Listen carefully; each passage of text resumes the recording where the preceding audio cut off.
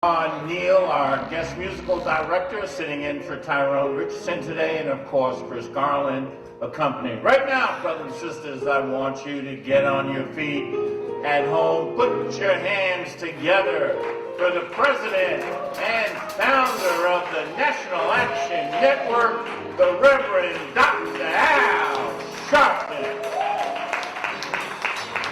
No justice. No justice. No peace. No justice. No peace. No justice. No peace. What do we want? Justice. What do we want? Justice. What do we want? Justice. When do we want it? Now. When do we want it? Now. When do we want it? Now. When do we want it? Now. Fist bump the person next to you, tell him you love them. Never give up and never give in. When change will come, keep it out with it. Trouble and trials won't last always. With God on our side, nothing but pride.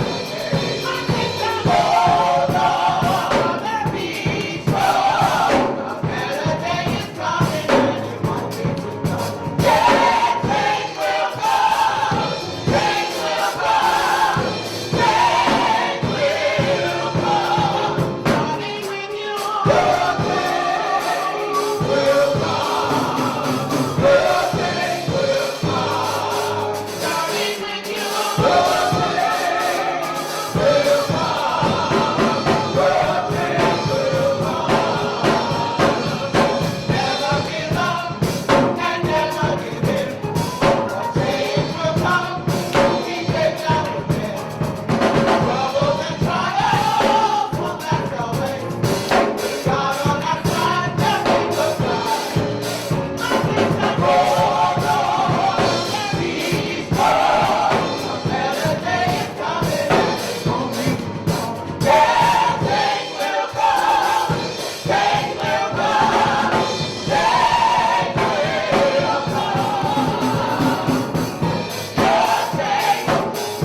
come. Your change will come. Your change is gonna come. Your change will come. Your change is gonna come. Your change will come. Your change is gonna come. Change will come. Change will come. Change will come. Starting with you. Your change will come. Your change will come. National Action Network Change Ensemble, give them a big hand. Give them a big hand.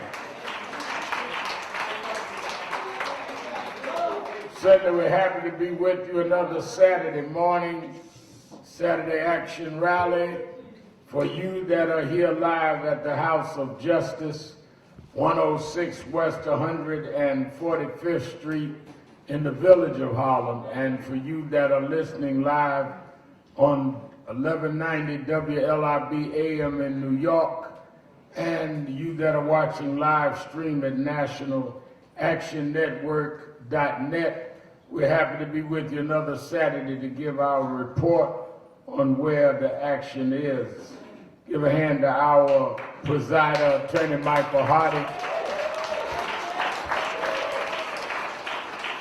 and our musical director for the day, Brother Brevon Neal. Certainly give a hand to Reverend Dr. Goodrich for that message this morning. An appropriate message bringing us back to the book of Exodus. And I keep reminding people that if you read the Bible in a real and serious context, you will understand that it is a continual story of God intervening against oppression. A lot of people only want to extract out of the Bible what they want rather than what is there. There is a reason that the Bible starts with the creation of man and immediately man oppressing other men, and God continually to empower people fighting oppression. A lot of us just want the part that we want. The God will make a way for me part, or I feel the spirit part. And don't want to deal with the God of fighting the oppressed and obligating you to work on that. And I'm telling you, there is nowhere in the scriptures that does not obligate you to do some work. That's right. I was saying today, on my morning, I do morning thoughts in the morning before I work out. People are more concerned with their being branded than being workers. You more interested in your reputation than your responsibility. Your reputation comes from your responsibility. Your branding comes from your work. You can't pose to be something that you're not. You may get away with it for a while, but it won't last. I talk all the time about, do you remember this one? No, I don't remember that one. Do you remember this? No, because they only last a minute. There's a difference between flashes in the pans and those that last. Your work will speak for itself and make you laugh. I was very intrigued and listening when I heard from the two frontline workers this morning. And when Dolores and Rita was talking, I think sometimes we do not have a human face on what we're dealing with. That's right. That's right. This COVID-19 pandemic is real. This is not a news flash.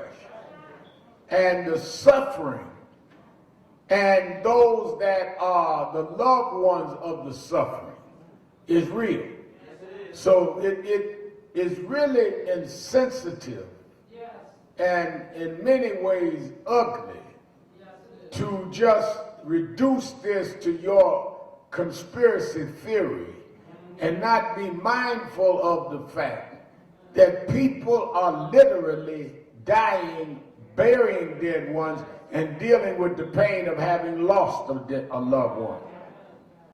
For over 530,000 people to die, and it only means to use some way for you to pontificate some theory you got, means that you really don't care about people that you talk about.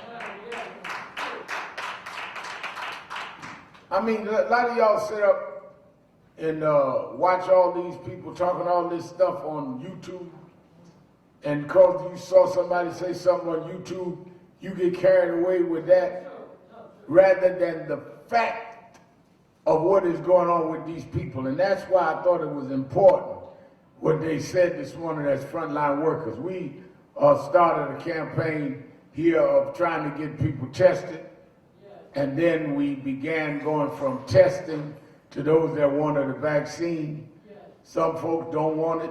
We said fine, many do, and they need to have access to it. Some of us have taken the vaccine. I've taken both shots. I'm still here.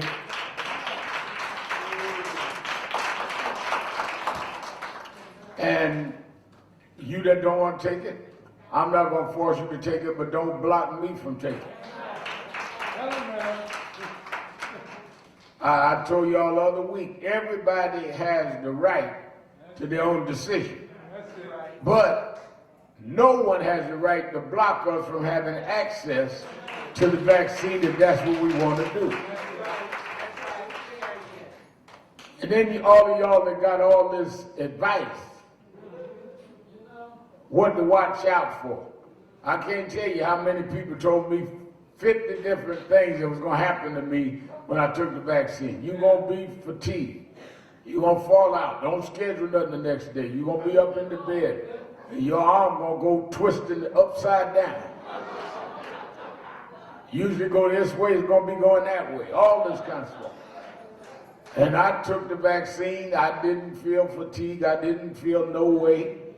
My arm operated the right way. Then they told me, oh, it's the second shot. That's the knockout punch.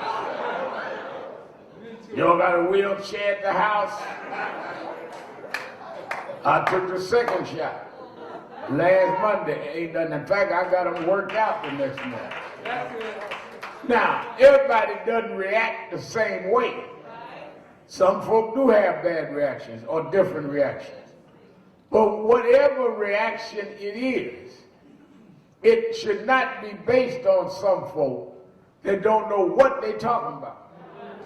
They ain't been to no medical school. Some of them ain't been to school at all. And you listening to them about nothing.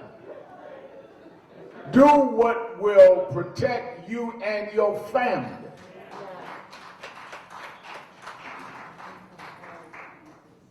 Only ones that were beginning to deal with this whole question of vaccines was a denial, was the folk that deny us everything anyway. That's it. One of the ironies of this whole thing is that Trump, who was casting doubt on everything, went and got vaccinated himself in private. He telling people all that, and he got his shots after he had gotten the COVID-19. So if you want to be on Trump's side, good. I'm going to be on the safe side. And I appreciate those frontline workers. I appreciate those that have been part. I appreciate those that have been part of the whole effort around that. Let me say this. We also this week filed petitions for the elections here in New York. You listening on 1190 LIB, you that live in New York. So the race for mayor and controller and our local races are underway. We'll see who, after petitions are filed, where the races go. I see our brother Bragg in the audience. And he is running for Manhattan District Attorney, and I believe they filed their petitions this week. Anybody else here running for anything, I'll acknowledge you. We believe in equal, what they call it, equal access or something, equal time. What you running for? You running for city council and your name is? Brother Russell. Lawson, okay. All right. All right. And he's running for city council. And it makes sense for any candidate to come to the House of Justice because the voters are here and the voters are listening. And I invite all the candidates to come because I want y'all to listen and make up your mind for yourself. National Action Network doesn't endorse candidates. Now I will, but that's my personal opinion. And I may not. But the organization is a forum for everybody around the issues that concern us. And I think a lot of the issues that concern us are not always exposed well. Brother Bragg, come up and say a few words. If any of your opponents want to come, they can come too.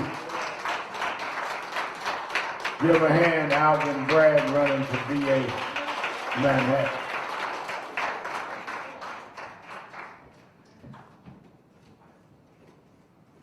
Thank you so much, Reverend.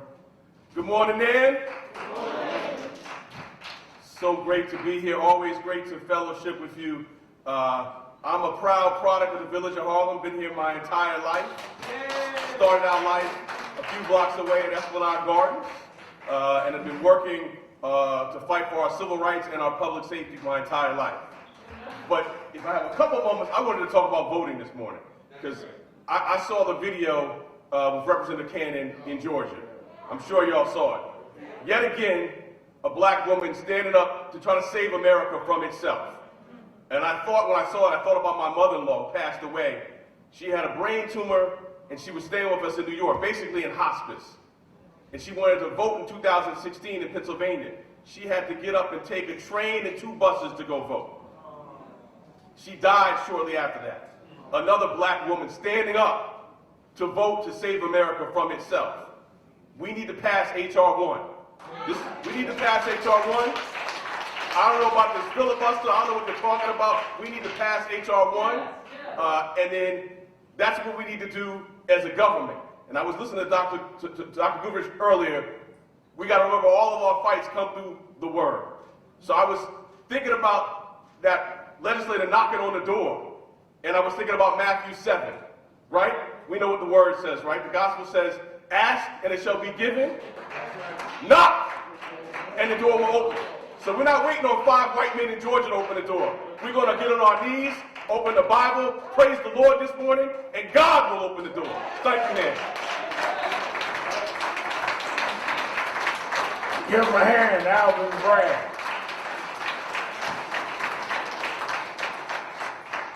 I think as we look at what is going, there was a commission that was announced this week to deal with race equity in New York. And Jennifer Jones Austin, who is the head of the Federation, she's CEO of Federation of Protestant Welfare Agencies, and she's a member of our national board, is going to chair it.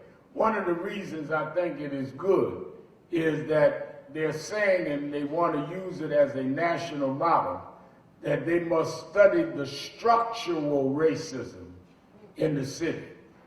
The problem that we have that keeps being reflected in what we see is the very structures of this city and the country has racism baked in. And unless you intentionally have a strategy to extract the racial improprieties out, you always going to have the reoccurrence of racism and bigotry. It's baked in.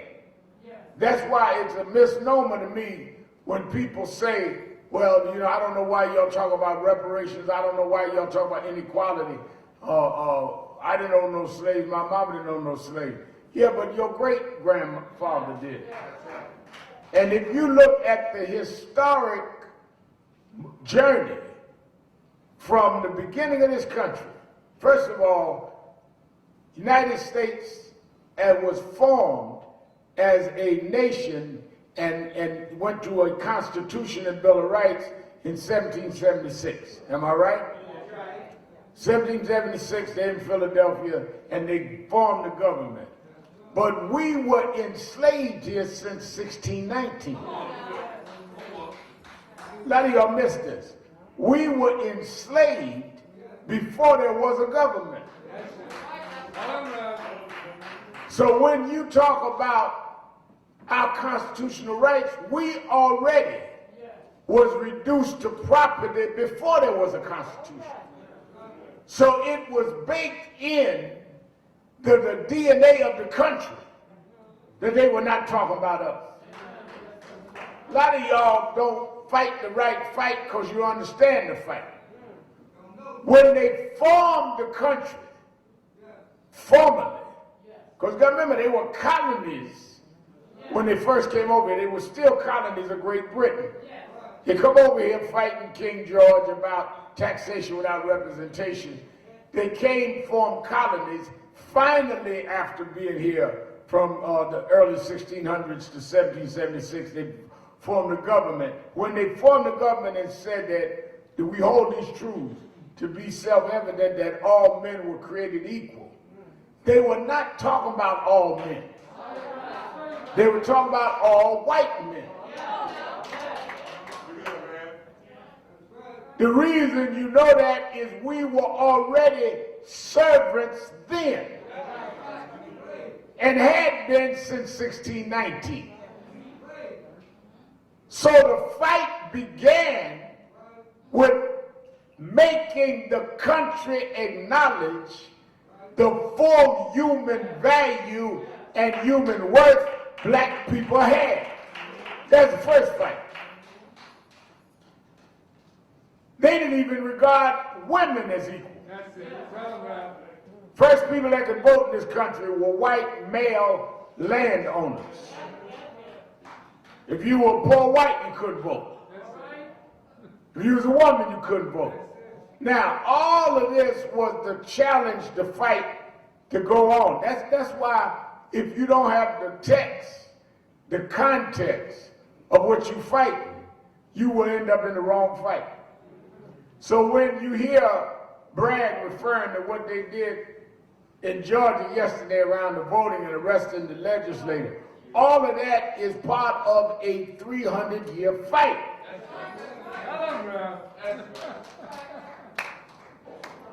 So when somebody tell you, well, you know, I didn't do that, or my forefather, my father didn't do it, but your father was advantaged by it. Your grandfather was advantaged by it, and you are advantaged. If we go and left here today from the House of Justice and went to Central Park, and we're going to have a race, and whoever wins the race wins $1,000. And you start at 110th Street, but I start at 96th Street. I already started with an advantage on you. Now we can get round down by 72nd Street and say, well, we're going to see who the best man is. It's not the best man, because we had a disadvantage from the beginning. So the only way that you're going to make the race fair is you got to make up the disadvantage that they had from the beginning of the race. You got to stop the race and let them catch up. Well, what we're saying with reparations is the only way to fairly deal with the distribution of wealth and rights is you got to fit that gap of where we were not treated as human beings, where it was against the law to read and write, where it was against the law to name our children. You got to close the gap. Let's welcome our family watching Impact Television all over the world. Unless you deal with the inequities, you will never close the race gap, because you are already starting behind. That's why April the 14th through the 17th is our national convention. It will be virtual this year. And people can, we will be posting the agenda on nationalactionnetwork.net this week. We have 12 members of President Biden's cabinet. Secretary of HUD, Secretary of Labor, Secretary of Education, on and on and on. All of them have confirmed to speak to our convention. In fact, we had a conference Zoom call yesterday with the Secretary of HUD, Marshall Fudge. And one of the things that we are concerned about is as we come out of this pandemic, we already had a housing problem in terms of home mortgages, in terms of our home ownership in the black community, and in terms of affordable housing and public housing. Nothing was done that really made progress for us in the last administration under Ben Carson. So we are hoping that Fudge will work with us. She's been an outstanding congresswoman. These are the kind of issues that we're going to deal with at the convention, from Fudge to every area of government having the cabinet secretary themselves on virtually, and letting you in the chat box ask questions that we will raise to our panel of experts. Chapter leaders, several of them will be there in person, but that's limited. Because of COVID, you can't have everybody in, so that there'll be limited numbers from our chapters, but everybody can watch virtually. So we want you to mark that down, April 14th through the 17th, nationalactionnetwork.net. We need, in the midst of this, one of the reasons why we decided to go forward with the convention is we need to have a plan now on how we come out of COVID. Biden said he wanted to give 100 million vaccinations in his first 100 days. He already hit that. Now he's going for 200. So as the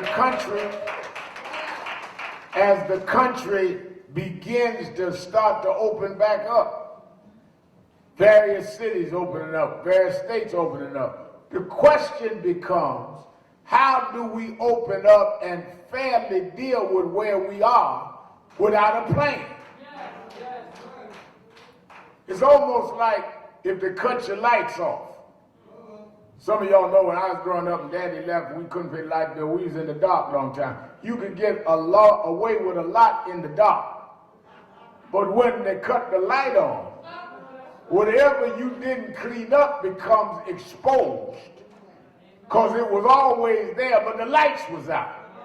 Okay, now, when they cut the switch back on, herd immunity, and they start opening things up, the language is going to be, if we're not careful, oh, we are going back to normal.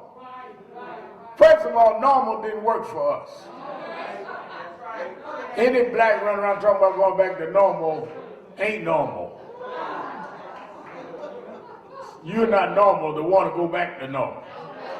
Second of all, we're going to be opening back up worse than we started.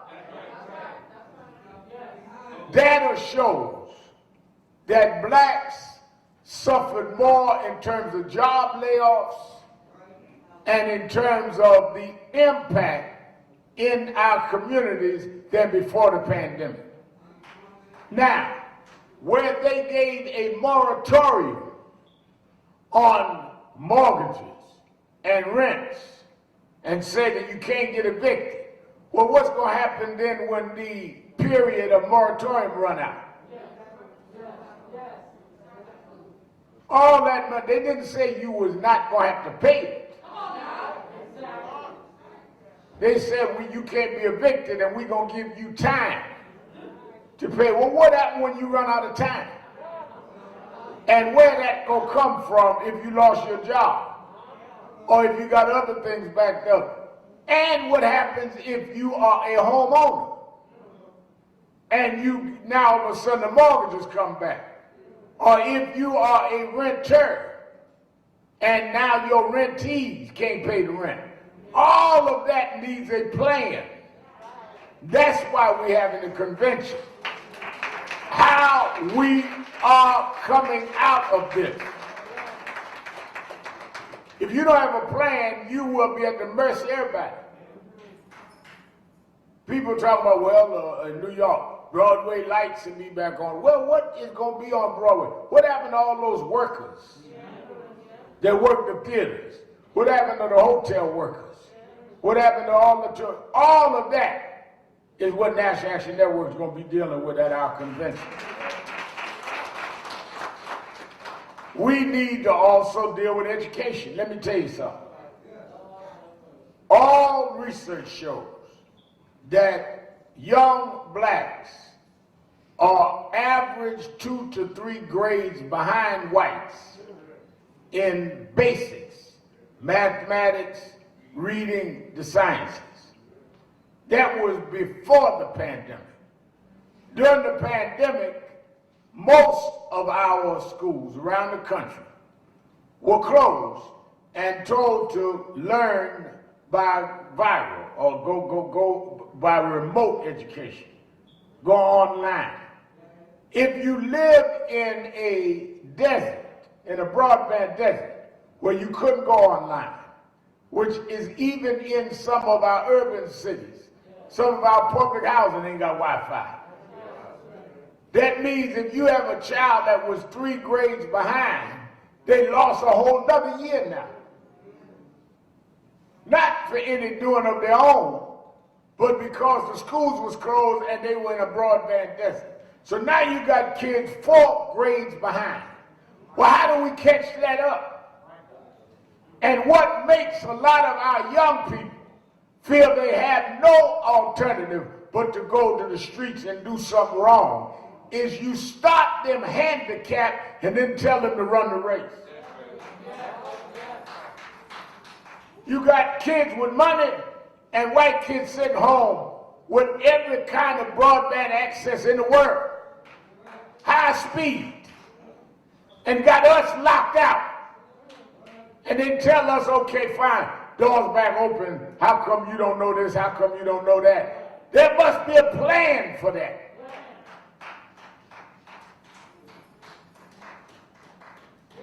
There's also been a study I was reading this morning of the stress that this has put on people.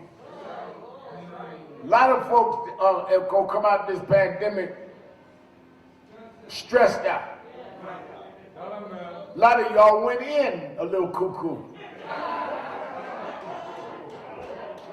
So you know how y'all coming out.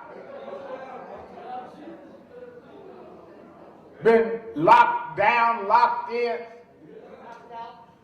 and locked out. So all of that needs serious contention. So we're going to really deal with across the board from education to the economic conditions and threats, as well as dealing with the whole question of our political empowerment.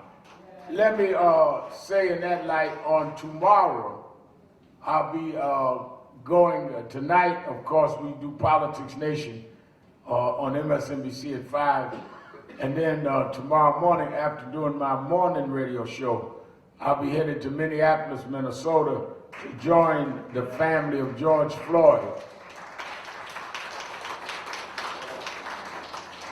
on Monday morning. Derek Chauvin, the policeman that lynched George Floyd with his knee, goes on trial in Minneapolis. And on tomorrow night, tomorrow evening, you that are watching in Minneapolis, we're having a rally and prayer service with the family and Attorney Ben Crump in Minneapolis. And all of that is on our social media.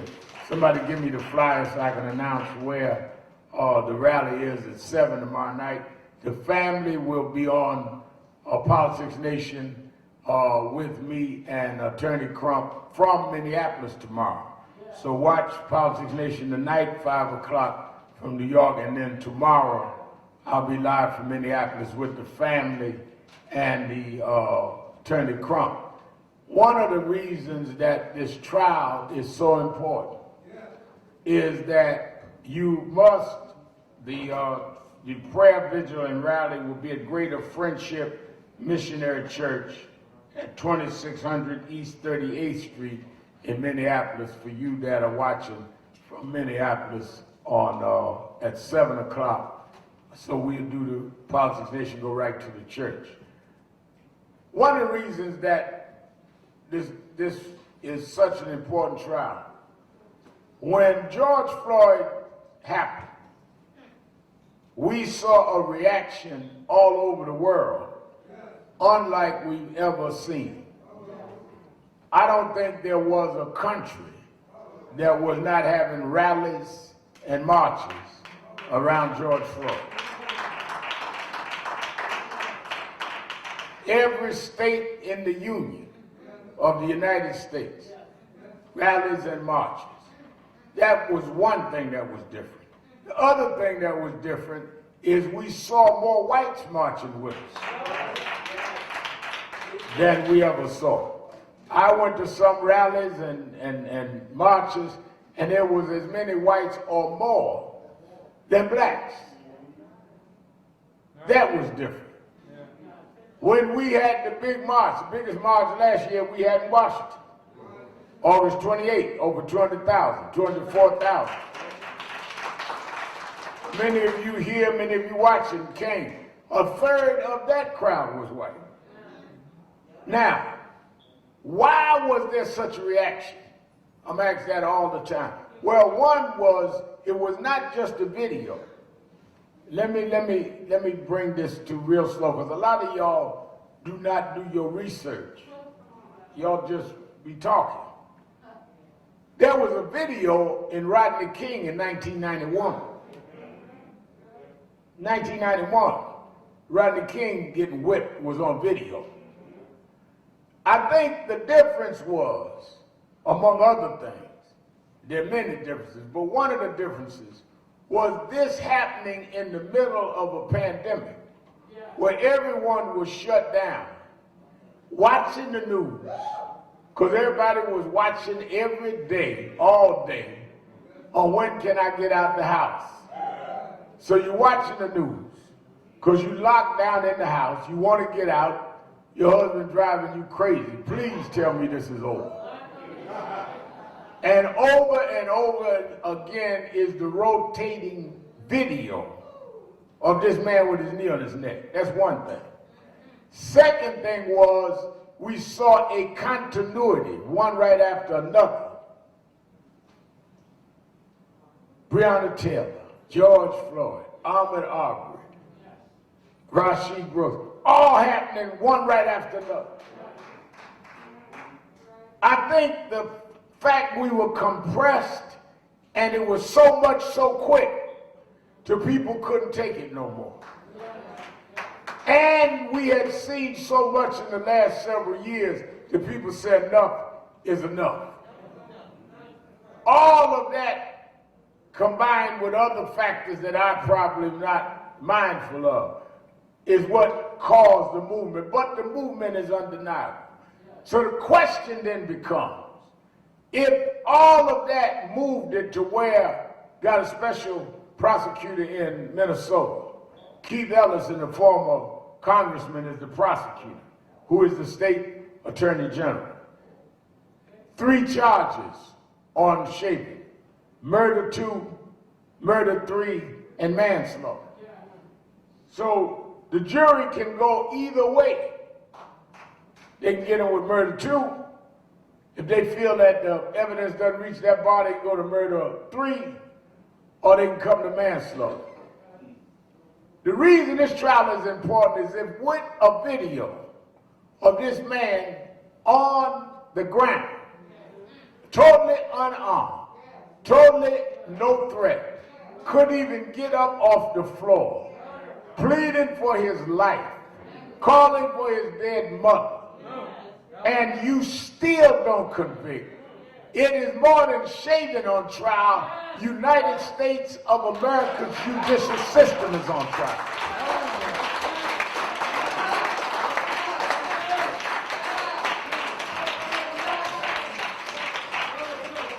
If you got all of this and still says not guilty, don't forget now, we had a tape on Eric Garner. 11 times said, I can't breathe.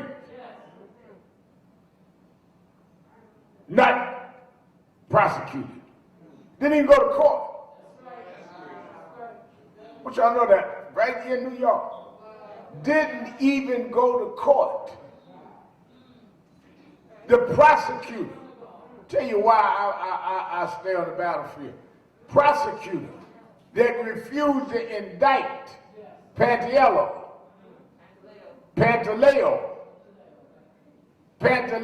was never indicted with a videotape. And the prosecutor left the prosecutor's office and ran for Congress and got elected. Got rewarded. Michael Brown, killed in Ferguson. Saw it on tape laying on the ground. Never went to court. All of these cases, Trayvon Martin, we marched, got it in court, they acquitted Zimmerman of all charges. George Floyd must be the case that we turn around, that we got in court, and we made them guilty of taking our lives.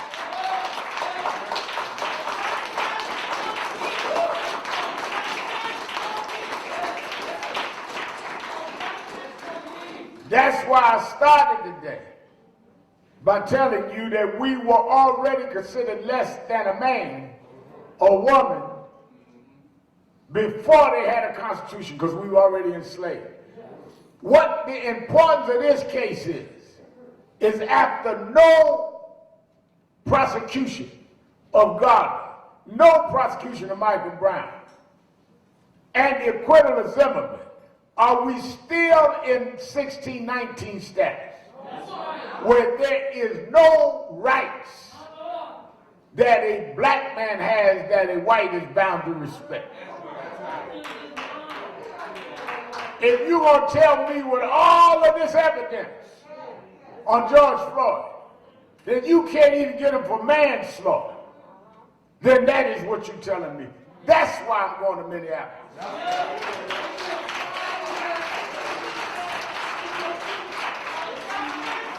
And that's why you cannot get sidetracked and distracted by people that want to get your mind on something that is nonsensical.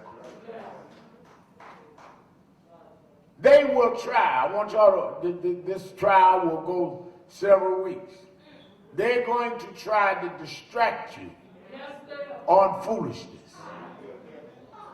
I know if I get there tomorrow. Remal, do you think there's going to be violence if the verdict goes? No. First of all, the question is, do you think there's going to be justice?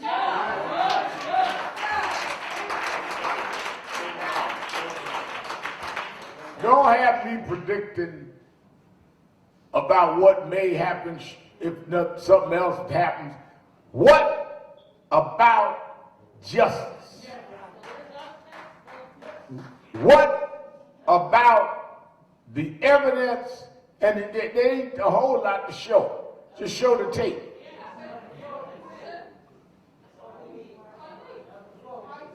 And what about justice? Are you telling me that a policeman who had had several complaints against him had the right to put his knee on this man's neck for 8 minutes and 46 seconds? Even if you say, well, he reacted out of anger.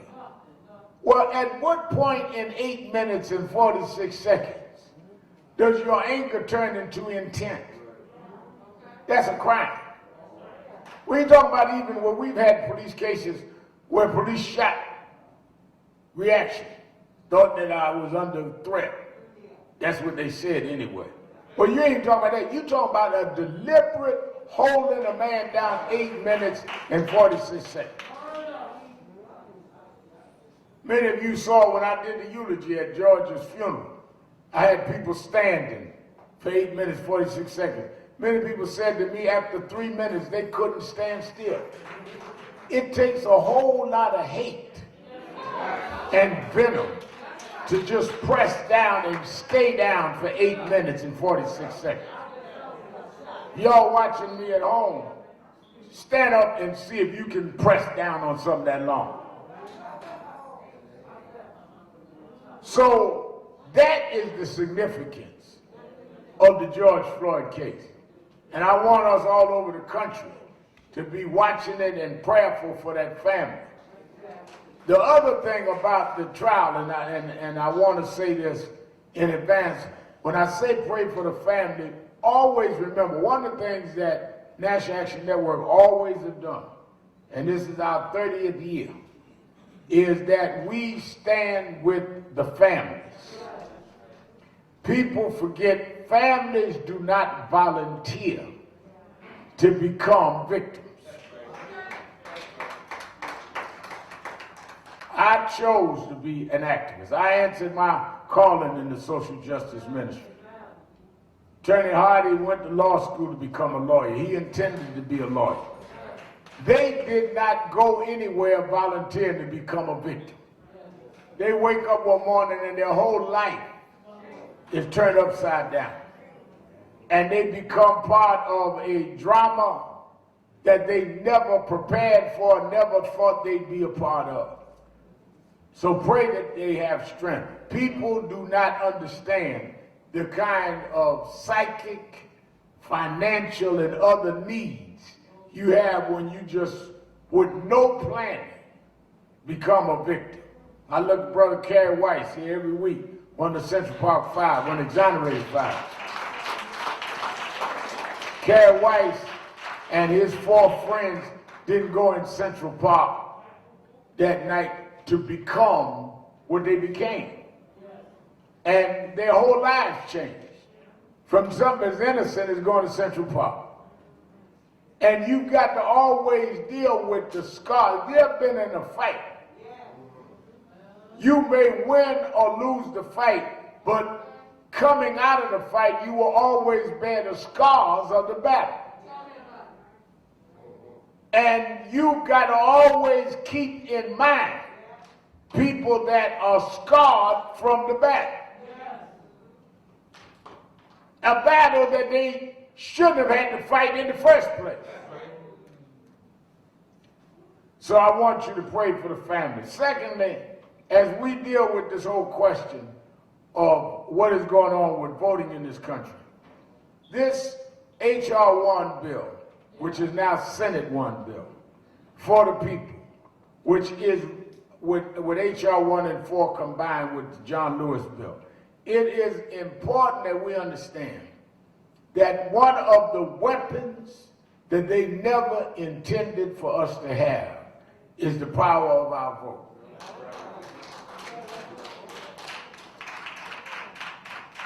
Again, going back to the history of this country, they valued the vote so till they began the voting process by saying only white men with property could vote. See, a lot of y'all run around and talk about vote don't mean nothing. Look at how much they always valued it. They didn't even want their women to vote. That's it. Women could bear their children but couldn't vote. You have my baby and raise it, but you can't make decisions on government. That's how much they valued that. Then they finally started letting poor whites vote that didn't have land. Then they finally started letting blacks and women vote. Now, when that opened up the door, that did not mean they were not going to have every scheme they could have to avoid us really being able to exercise our right to vote. They didn't have a change of heart, it was a change of law.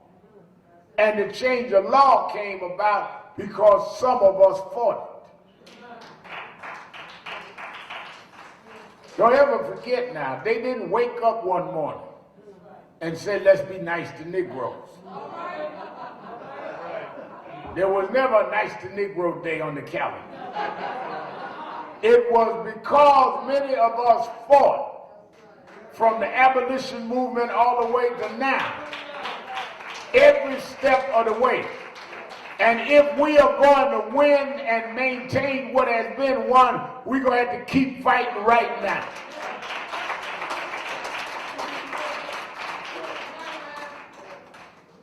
So we looked last night.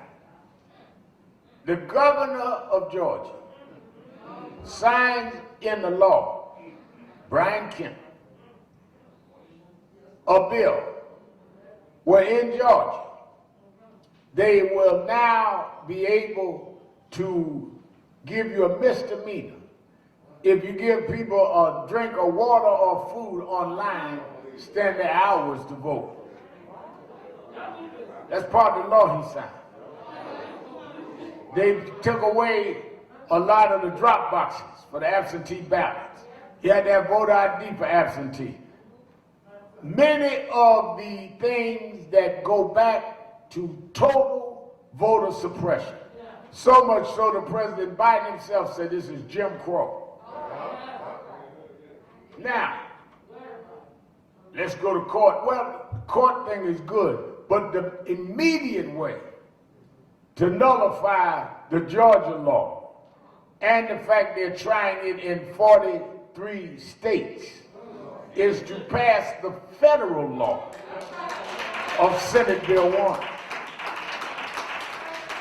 Why do I say that? Go back again to your history. That's why I said you got to have context.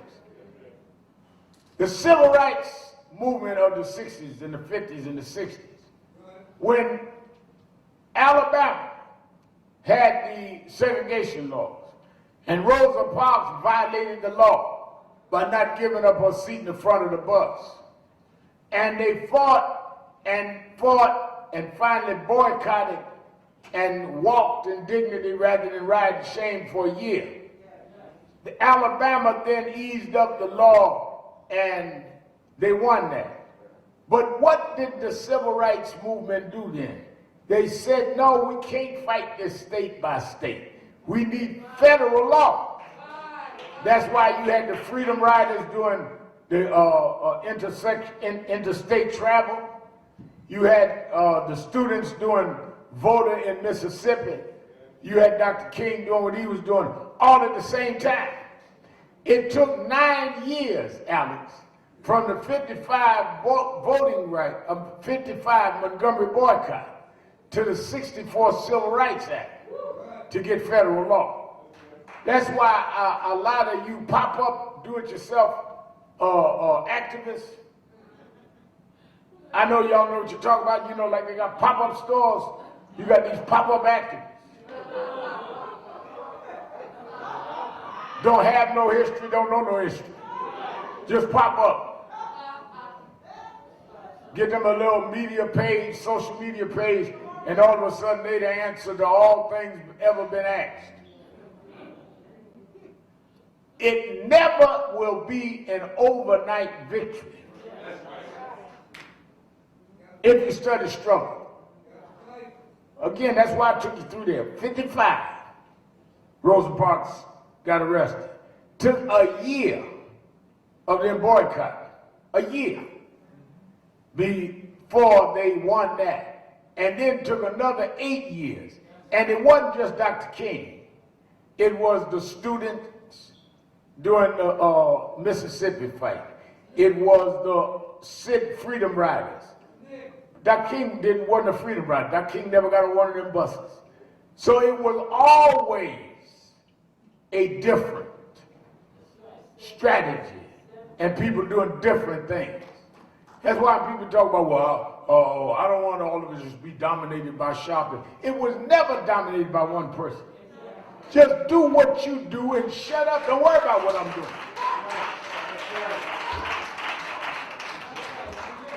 I ain't worried about what you're doing. Don't worry about what I'm doing.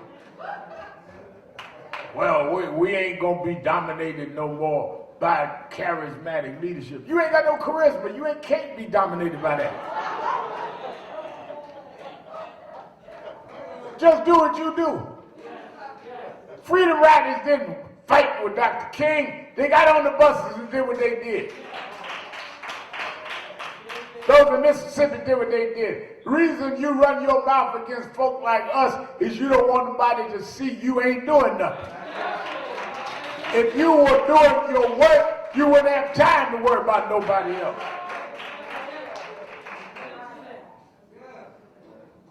I mean, just all kind of foolishness.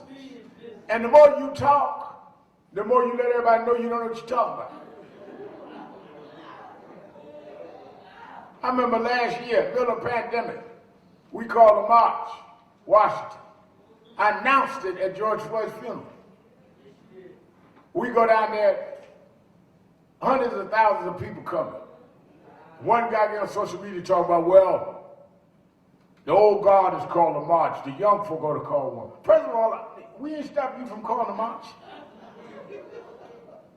But second of all, do your research. The March on Washington in 1963, when Dr. King spoke, the march was called by A. Philip Randolph, who was 72 years old at the time. The 1995 Million Man March, called by Louis Farrakhan, who was 63 at the time. So what you talking about? Go and have your march. I'll send buses. It may be the only buses that come, but I'll send them. Because it's all a deviation from the point. And I want to take time to go through that so we will not get distracted as we fight to get the Senate bill on voting and we fight for George Floyd, let us not be distracted.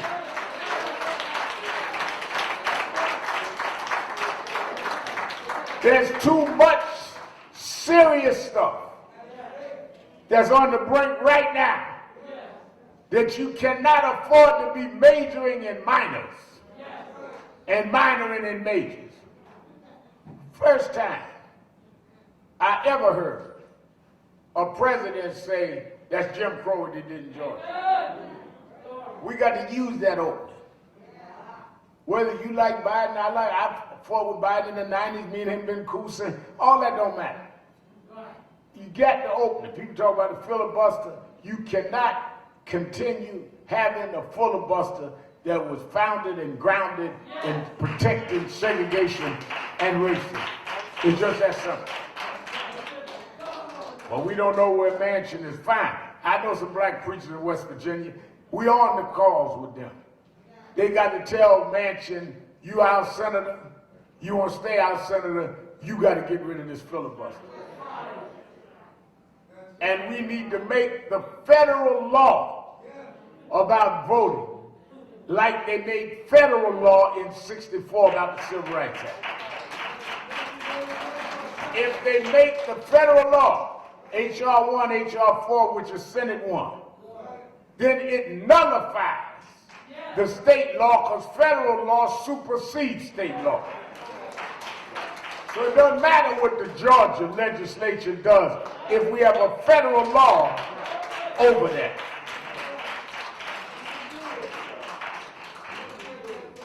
That's why we got to fight this. Now, a lot of us talking this talk about, I keep hearing people talk about, man, I can't believe what our people went through. They better be glad I wasn't there during slavery.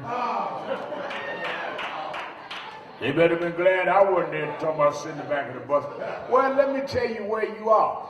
You are where several all-white men sat in the Capitol yesterday in Atlanta, Georgia, and signed a bill that robbed us of all of those voting rights, and a black woman elected by the people of Georgia went and knocked on the door, and they dragged her in handcuffs through the state capitol and booked her for a felony. They did that while you were alive.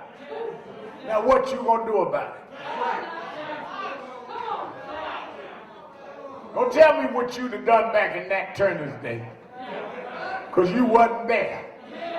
Don't tell me what you'd have done in Rosa Parks' day, because you wasn't there. But you are there today when they dragged this elected black woman through the mall of the Capitol. What you gonna do about it? Are you gonna make a federal law to stop this, or are you gonna run your mouth? That's why I'm saying don't be distracted. Runs us right back to the book. Book of Nehemiah. Nehemiah was serving a king in a foreign land. And the Babylonians had overtaken Israel and had brought Jerusalem to the ground.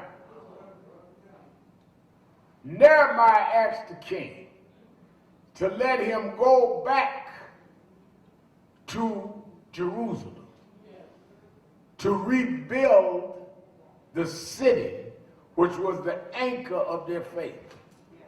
That's why I tell y'all every week that history is built on continuity. Any of you disconnected from your history is out of step with what ought to be occurring and continuing. Yes, that's right. We are, as an organization, in line with what Dr. King and Reverend Jackson and others led before us. To try to be the new thing is to be confusing and conflicting with the continuity of history. Nehemiah didn't go back to Jerusalem to talk about, I'm the new thing. He went back to make sure they restore the anchor of faith for the people that he came from.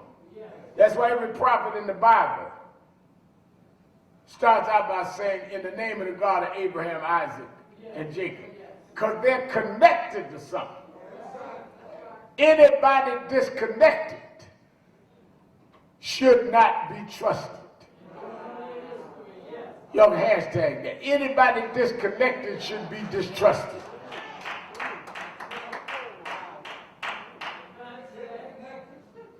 Old folk had better sense than that. They were not allowed to go to college. Old folks down south, young man want to court their daughter, first thing they ask is who is his folks? Why? Because they want to know where you connected from. If I know who your folk are, I know what your values are, I know what you believe in, I know where the boundaries of your character is.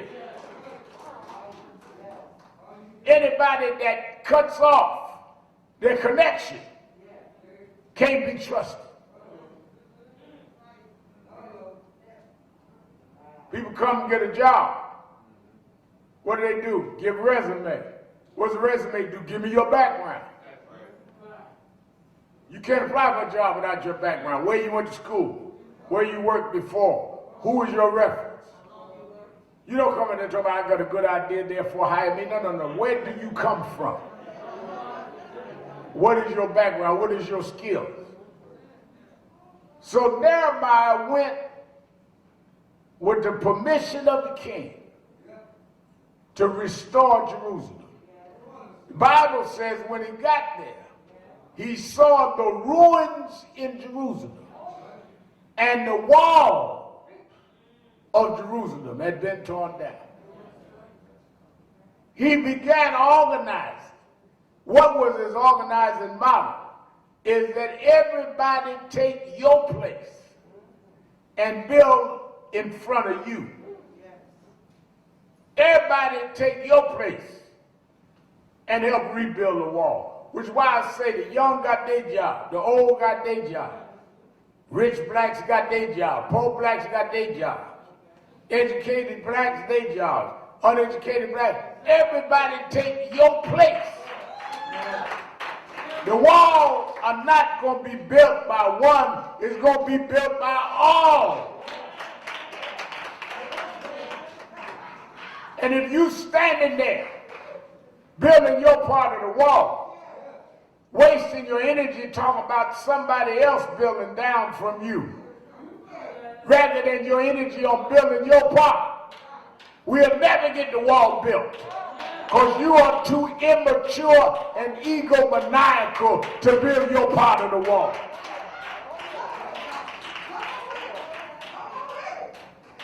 Oh, you better watch so-and-so down there, a few yards down building because of. Don't worry about that.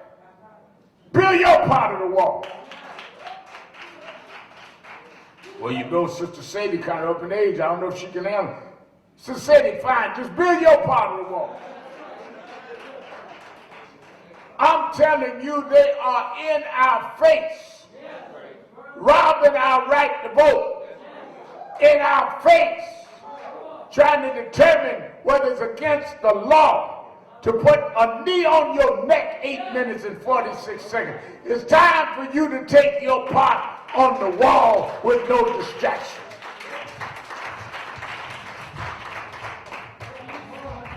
First thing they did was they predicted and assumed Nehemiah wouldn't be able to organize it for them.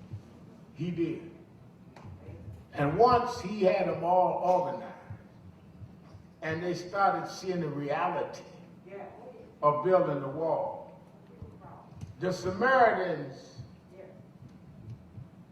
and the Persians, Samaritans and the Amorites tried to trick Nehemiah. tried to set him up in a meet. Let me tell you something. When you one of the signs of progress is folks start messing with you. If ain't nobody messing with you, it's because you don't matter. Folks start messing with you, that means you matter. When I was a young activist coming along, and then I started fighting some of these issues and cases, and I'll never forget, newspapers started writing all kind of stuff, saying all kind of things, and an older activist said to me, Al, I said, yeah. He said, don't get rattled by them attacking. He said, remember that activism is like playing football. He said, you ever watch a football game? I said, yeah. He said, quarterback has the ball. The offensive line tries to sack the quarterback. The defense is blocking the offensive line to protect the quarterback. Y'all with me so far? Yeah. At some point, the quarterback decides whether he's going to pivot or whether he's going to throw the ball. He decides not to pivot, and he throws the ball. As he throws the ball and someone catches it, hopefully a few yards closer to the goal line, everybody that was after the quarterback turns their attention to the guy that caught the ball. I said, yeah. He said the lesson is that they only try to tackle the guy with the ball. Ain't nobody after folk that ain't got the ball. They wanted the quarterback until he released the ball. When he threw the ball to somebody else, the whole offensive team went after them. So what I'm telling you, Al, is the reason they're attacking you is you must have the ball. And the reason I'm telling you don't worry about what your friends and your neighbors and your co-workers say, they wouldn't be paying you attention if you didn't have the ball. That's right. So the Amorites and the Samaritans, we need to have a meeting with you, Nehemiah. Let's talk. They sent to him. And Nehemiah said, tell them, send this message back, that I'm doing a great work and I can't come down. I'm not being uncourteous. I'm not being disparaging. But I'm up on this wall and I'm doing a great work and I can't come down. And I come to tell you today, for these next weeks, as we fight to get this Senate bill, as we fight for justice in Minneapolis, ignore all of these negative tweets, ignore all of this nonsense. I'm on a great work, and I can't come down. I know you got your ego tripped, but I can't come down. I know you want to start some mess to argue with me, but I can't come down. God gave us a great work, and I can't come down. Because if I stay up on my job, we can rebuild the wall. If I stay on my job, we can bring it closer to Dr. King's dream. Stay on the wall. Don't you come down.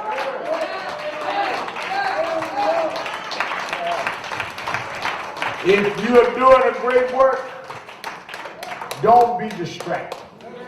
Don't get caught up in insignificant things. Don't come down. Too many of you suffer foolishness. Wise woman said once, you are not what they call you. You're what you answer to. Call me whatever you want.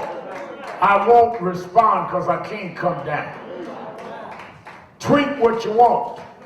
I won't tweet back because I can't come down. Run whatever rumor you want. I can't come down because I'm doing a great work. Say whatever you want to try to say. Run whatever you want out there and shout that I'm doing a great work. I can't come down.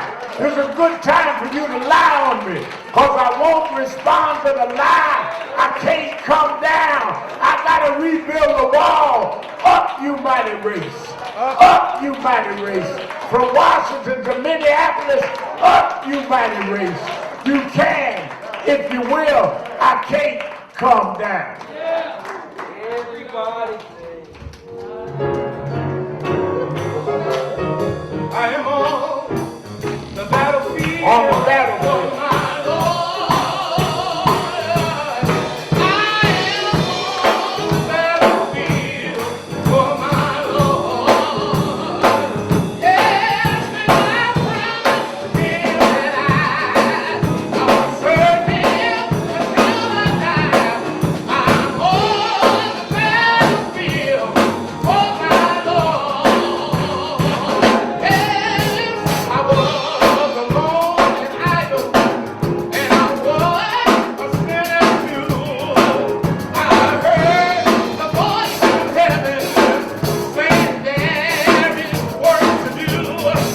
So I took my master's hand and joined the Christian band. I am on the battlefield for my Lord. Yeah, yeah, yeah, I'm on the battlefield for my Lord. Yeah, I'm on the battlefield for my Lord. Yes, I am. And I promise him that I'll serve him until I die. I'm on the battlefield for my Lord. Everybody's singing. Everybody's singing.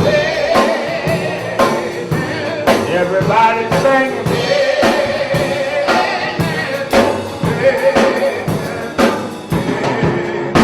Everybody's singing. Everybody's singing. Everybody's singing.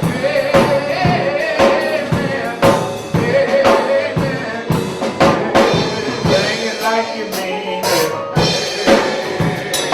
Sing it like you mean it.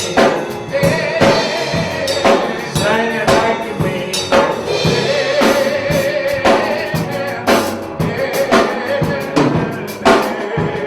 I'm gonna open the doors of the movement. There may be someone here in the House of Justice that never joined National Action Network. If you're here and never became a member and never joined, I want you to come down right now and take my hand and let us sign you up into National Action Network. If you're listening on radio, you can call right now and join on the air.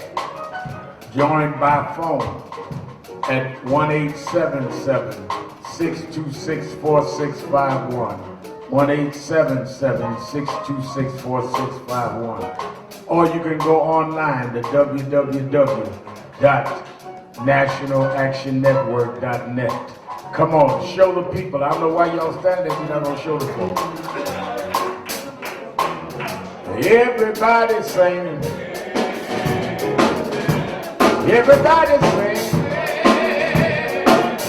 Everybody's singing.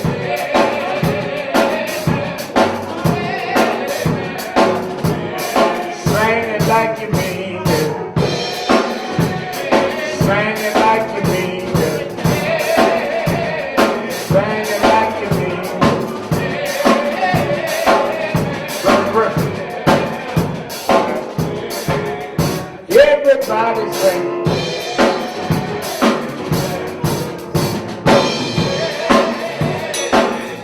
Everybody's singing.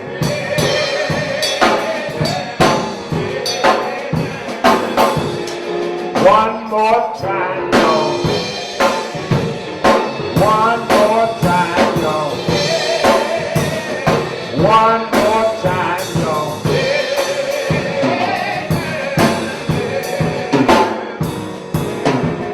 All right. I want all of you that are in Radio Land as we get ready to go to go online now and help National Action Network as we go through these weeks now, back and forth in Minneapolis, back and forth in Washington. Go to www.nationalactionnetwork.net and help us $5, $10, whatever you can. I also want us to keep in prayer this family of George Floyd that's going to go through trauma and that is going to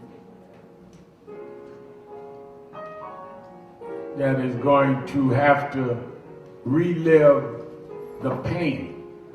Imagine if that was your brother, your uncle, your father, and you watching that over and over again. They're going to have to play that.